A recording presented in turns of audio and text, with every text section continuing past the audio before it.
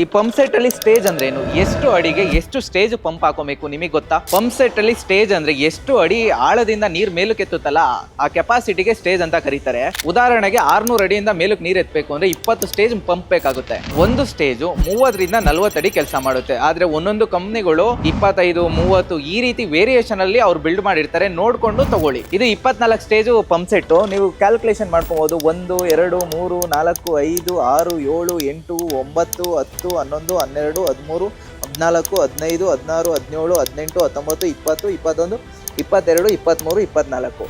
ಇದು 24 stage pump set. ನೋಡಿ, ಇದು ಒಂದು ಸ್ಟೇಜ್ ಒಳಗಡೆ ಯಾವ ರೀತಿ ಇರುತ್ತೆ ಅಂತ ನೋಡೋದಾದ್ರೆ, ಇದು ಬಾಡಿ ಇದ್ರೊಳಗಡೆ ನೋಡಿ ಈ ರೀತಿ ಇರುತ್ತೆ.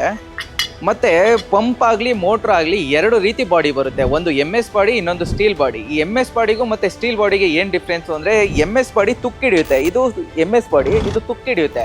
ಆದರೆ ಇದು ಸ್ಟೀಲ್ ಬಾಡಿ, ಈ ರೀತಿ ಇರೋ ಬಾಡಿಗಳು ತುಕ್ಕಿಡಿಯಲ್ಲ.